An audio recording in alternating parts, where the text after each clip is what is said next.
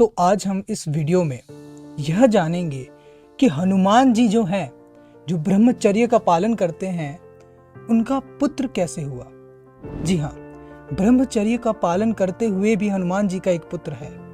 तो यह कहानी कुछ इस प्रकार है।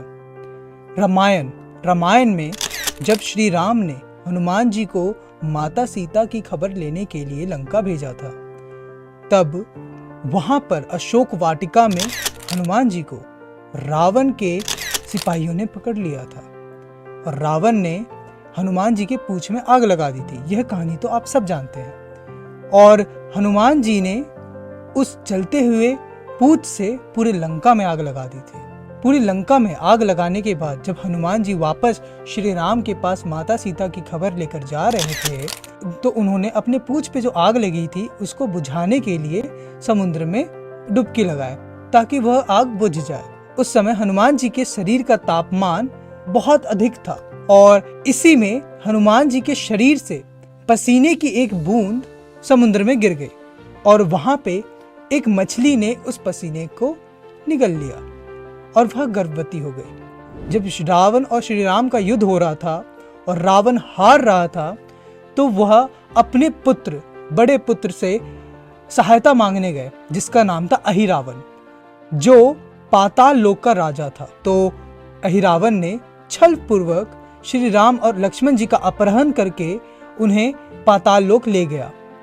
यह बात जानकर हनुमान जी को इतना क्रोध आया, वह सीधा पाताल लोक निकल गए श्री राम और लक्ष्मण जी को बचाने के लिए। वहां पे पाताल लोक के जितने भी द्वारपाल थे, उन सब को हनुमान जी ने आसानी से हरा दिया। परंतु वहां पे एक द्वारपाल ऐसा था जो हूबहू हनुमान जी जैसा दिखता था और उन्हीं की तरह बलशाली था।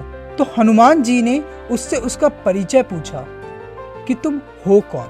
वहां पे उसने बोला कि मैं मकरध्वज हूँ, हनुमान का पुत्र। यह सुनते ही हनुमान जी क्रोधित हो गए। उन्होंने बोला कि यह संभव नहीं है, क्योंकि मैं ब्रह्मचर्य का पालन करता हूँ, तुम मेरे पुत्र नहीं हो सकते। फिर वहां पे मकरध्वज ने वो सारी कहानी बताई जो उस समय लंका जलाने के बाद जो हुई थी।